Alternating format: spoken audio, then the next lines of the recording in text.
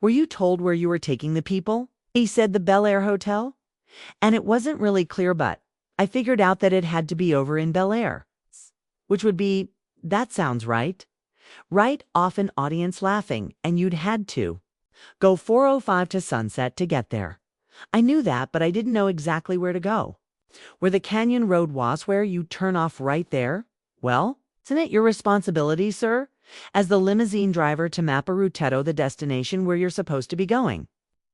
Yes, that's true, but it was sort of last minute. No, it wasn't last minute. You had a day, didn't you? Yeah, right. So I do admit that, Judge Judy.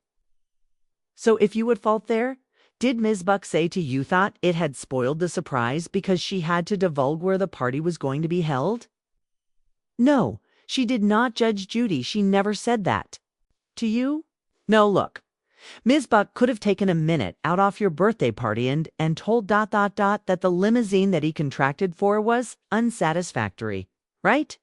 Your Honor, I probably could have done that, but it's hard to catch. You didn't try. Ms. Buck, you're right. I could have done that.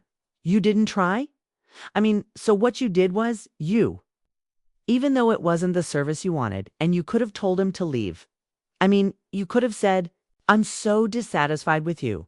Just drop us off at the Bel Air and we will all take taxi cabs home. It'll be cheaper for us to split up in groups of 2 or 3. And we can all take cabs home. For what this is costing me, and I'll take this matter up with on the phone when my party's over. But you used his service theme music now. I believe that you didn't get what you contracted for, clearly.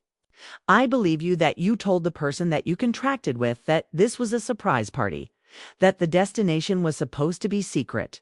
Purely told this gentleman the destination. Mr. Miller, you did not do your job properly. You're supposed to map out a location. You're supposed to be the driver. That's your job. You're not supposed to rely on the people that you're taking. My problem, Ms. Buck, is that you gave him the check and then stopped payment on the check. That's never a good. You can always sue him for the money. But you chose to stop payment on the check. What I'm trying to figure out is something that's fair and equitable. Mr. Miller was filling in.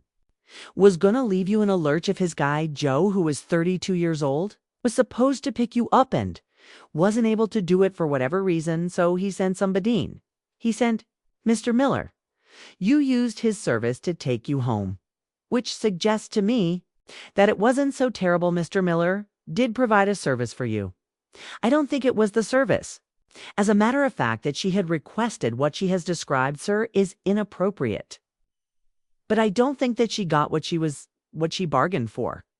I do think, however, that you got some service from Mr. Miller.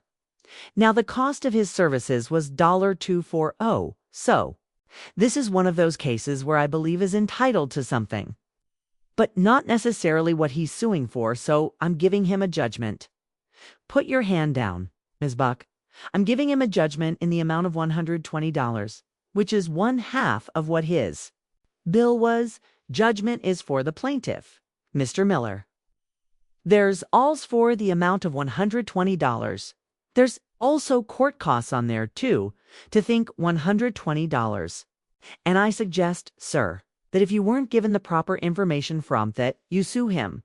I'm here 5 days a week. Audience laughing and clapping. Court officer, that is our cue. Step out, please. Gavel knocking dramatic music.